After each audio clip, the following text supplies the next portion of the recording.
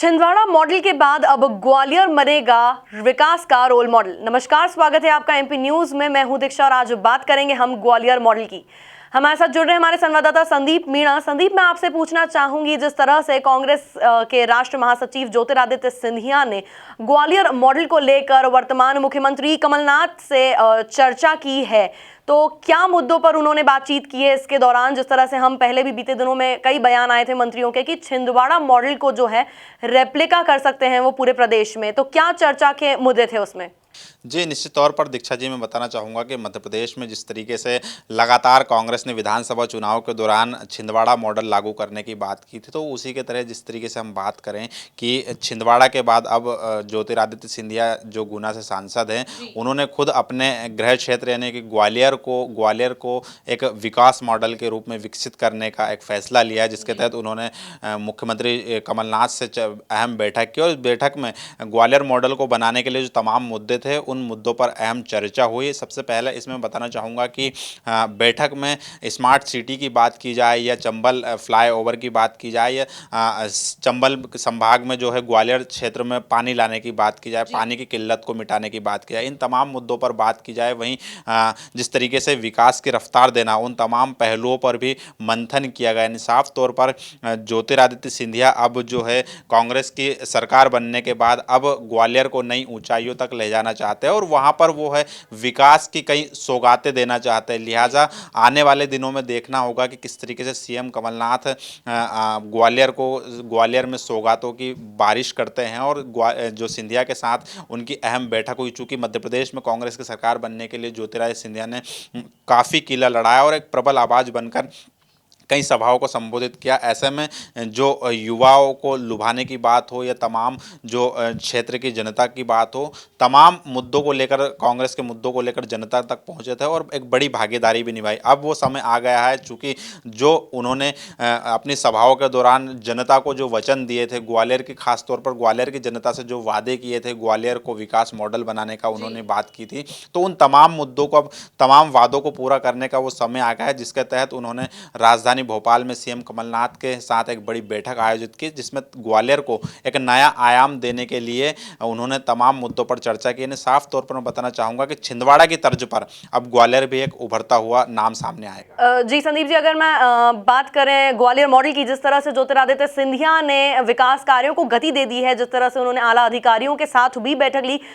मुख्यमंत्री कमलनाथ के साथ साथ उन्होंने नगर निगम के अधिकारियों के साथ भी बैठक ली थी जानकारी के अनुसार, तो क्या हम ये मान सकते हैं कि छिंदवाड़ा मॉडल के तर्ज पर अब ग्वालियर मतलब प्रदेश के सबसे पहले सिटी से जो है कवायद शुरू कर दी गई है विकास की? जी, निश्चित तौर पर दीक्षा जी, जिस तरीके से ज्योतिरादित्य सिंधिया ने ग्वालियर मॉडल बनाने का जो बैठक की है सीएम कमलनाथ को, तो उसे हम इस तरीके से भी देख सकते हैं कि ग्वालियर से इस काम की शुरुआत हो गई। चूँकि कांग्रेस ने अपने वचन पत्र में कई बार और कांग्रेस के तमाम नेताओं ने भी ये बात कही थी कि छिंदवाड़ा का जो मॉडल है, यानी कि छिंदवाड़ा में जिस तरीके से सीएम कमलनाथ ने बतौर सांसद काम किए थे, जिस तरीके से छिंदवाड़ा में विकास की सौगातें दी गई थी, उसी तरीके से पूरे मध्य प्रदेश को जो है छिंदवाड़ा की तर्ज पर विकसित किया जाएगा। और तो उसी की एक कवायद शुरू हो गई और सबसे पहले सीढ़ी के तौर पर यहाँ पर ग्वालियर का नाम सामने आया, जिसके लिए ज्योतिरादित्य सिंधिया ने अपने गृह क्षेत्र को एक विकास मॉडल के रूप में विकसित करने के लिए सीएम कमलनाथ के लिए साथ एक बैठक की है और इस बैठक में तमाम मुद्दों पर चर्चा की गई है। तो जल्द ही आने वाले दिनों में कई और ऐसे शहर के नाम भी सामने आएंगे ग्वालियर के बाद, जहां पर छिंदवाड़ा की तर्ज पर काम होगा। तो साफ तौर पर आगामी कई दिनों में, चूंकि मध्य प्रदेश का भविष्य सामने है और लोकसभा चुनाव है, तो उससे पहले कई और भी ऐसे विकास कार्य करना होंगे जिससे कि जनता को साधा जा सके और यह जनता को यकीन दिलाया जा सके कि कांग्रेस जो है अपने वचन पर खरा उतरी है। जी बिल्कुल, अगर हम आगामी लोकसभा चुनाव की भी बात करें, जिस तरह से लोकसभा चुनाव जो है काफी करीब है, तो उसके मद्देनजर भी हो सकता है कि कांग्रेस का ये ट्रम्प कार्ड की तरह प्ले करना चाह रहे हैं ज्योतिरादित्य सिंधिया। जिस तरह से हमने देखा बीते दिनों में भी यहाँ विधानसभा चुनाव में बड़े ही लोकप्रिय चेहरे के रूप में कांग्रेस में अहम भूमिका निभाते हुए नजर आए थे, तो क्या ये आगामी लोकसभा चुनाव को देखते हुए भी पूरे देश को जीतने के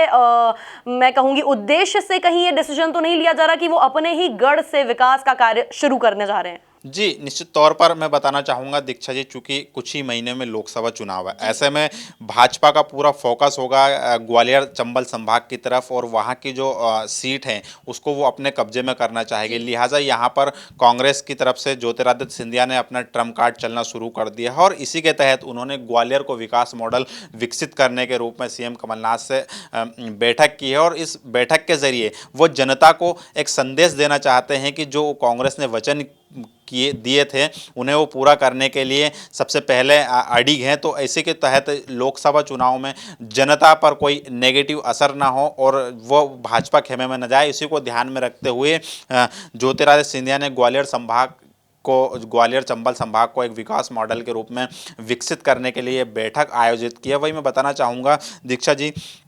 कि जिस तरीके से छिंदवाड़ा का उदाहरण देकर मुख्यमंत्री कमलनाथ जो मध्य प्रदेश में लोकप्रिय हुए थे, और उन्हें कांग्रेस की आला कमान ने मुख्यमंत्री की कुर्सी पर बैठाया है, तो कहीं ना कहीं अगर मध्य प्रदेश के भविष्य को हम देखते हैं तो कमलनाथ के बाद दूसरा चेहरा जो सामने आता है कांग्रेस का, वो ज्योतिरादित्य सिंधिया है। तो ऐसे में ज्योतिरादित्य सिंधिया भी अब छिंदवाड़ा की तर्ज पर अपने ग्वालियर संभाग को विकसित करना चाहते हैं और एक विकास मॉडल के रूप में एक उदाहरण पेश करना चाहते हैं, ताकि वह लोगों को दिखा सके कि जिस तरीके से छिंदवाड़ा विकसित हुआ है, जिस तरीके से छिंदवाड़ा विकास के पहियों पर दौड़ रहा है, तो उसी तरह उनका ग्वालियर भी एक मिसाल बनाकर, एक उदाहरण बनाकर वो पेश करना चाहते हैं, जिससे कि आगामी दिनों में अगर हम मध्य प्रदेश के भविष्य की बात करें तो वो अपना एक विकास मॉडल दिखाकर जनता के सामने जा सकें और वह सीएम की कुर्सी तक पहुंच सके। तो साफ तौर पर यहाँ पर एक बड़ी कोशिश भी है, भविष्य की बात की जाए, लोकसभा चुनाव की बात की जाए या फिर क्षेत्र की जनता की बात की, तमाम मुद्दों को साधने के लिए ज्योतिरादित्य सिंधिया ने और सीएम कमलनाथ ने कवायद शुरू कर दी। तो हम ये मान सकते हैं कि ज्योतिरादित्य सिंधिया जो हैं मुख्यमंत्री कमलनाथ के फुट स्टेप्स को फॉलो करते हुए दिख रहे हैं अपना ओहदा वहां तक पहुंचाने के लिए। ये कहना बिल्कुल गलत नहीं होगा। संदीप, मेरे मन में एक प्रश्न है कि जिस तरह से ग्वालियर मॉडल की बात हो रही है और उसमें एक मुद्दा था स्मार्ट सिटी का भी, जिसके लिए उन्होंने एक अप्रोक्सीमेट जो अमाउंट बताया था वो है 2000 करोड़ रुपए की। तो क्या आपको लगता है केंद्रीय सरकार से ज्योतिरादित्य सिंधिया इतनी बड़ी रकम को जो है दिलवाने में ग्वालियर के लिए कामयाब हो जाएंगे इसे स्मार्ट सिटी में कन्वर्ट करने के लिए? जी, निश्चित तौर पर मीडिया से चर्चा के दौरान ज्योतिरादित्य सिंधिया ने यह बात मीडिया से भी कही है कि उनके लिए केंद्र से राशि लाना कोई बड़ा मुद्दा नहीं है, वो राशि ले आएंगे, लेकिन स्मार्ट सिटी में उस राशि का किस तरीके से सदुपयोग करें वह महत्वपूर्ण है। तो साफ तौर पर मैं यहाँ पर मानता हूँ कि सिंधिया के लिए केंद्र से यानी मोदी सरकार से स्मार्ट सिटी, ग्वालियर को स्मार्ट सिटी बनाने के लिए राशि लाना महत्वपूर्ण नहीं है, चूँकि मध्य प्रदेश देश में केंद्र में जो है मोदी की पीएम मोदी की सरकार है, तो ऐसे में वो भी नहीं चाहेंगे कि ग्वालियर कहीं ना कहीं विकास की रफ्तार से पिछड़े। ऐसे में राशि देने में तो कोई समस्या नहीं होगी, लेकिन किस तरीके से वो उस राशि का सदुपयोग होता है और कितनी राशि ग्वालियर के विकास में उपयोग होती है, तो ये महत्वपूर्ण होता है। तो तमाम स्मार्ट सिटी प्रोजेक्ट के तहत वो विकास कार्य होंगे, जो 2000 करोड़ का जो अमाउंट आएगा स्मार्ट सिटी के लिए, उसको किस तरीके से वो यूज़ कर सकते हैं, कहाँ कहाँ पर ज़रूरत है, ज़रूरत के मुताबिक कई स्मार्ट सिटी में कई प्रोजेक्ट होते हैं, तो उनको किस तरीके से पूरा किया जाए, उन तमाम प्रोजेक्ट को ध्यान में रखते हुए उस राशि का प्रयोग किया जाएगा और ग्वालियर को एक नया कलेवर दिया जाएगा। जी बिल्कुल, बहुत ही अच्छी बात कही ज्योतिरादित्य सिंधिया ने मीडिया से मुखातिब होते हुए कि राशि लाना इतना बड़ा मुद्दा नहीं है, उसका सदुपयोग करना बहुत बड़ी बात है। मैं बहरहाल ये देखना बड़ा ही दिलचस्प रहेगा कि आगामी लोकसभा चुनाव से पहले ये ज्योतिरादित्य सिंधिया का निकाला गया ट्रम्प कार्ड क्या उनके लिए जीत का कारण बनता है या नहीं। इसके अलावा मैं कहना चाहूँगी कि कहीं ना कहीं कांग्रेस पार्टी ऐसे छोटे छोटे स्टेप्स लेकर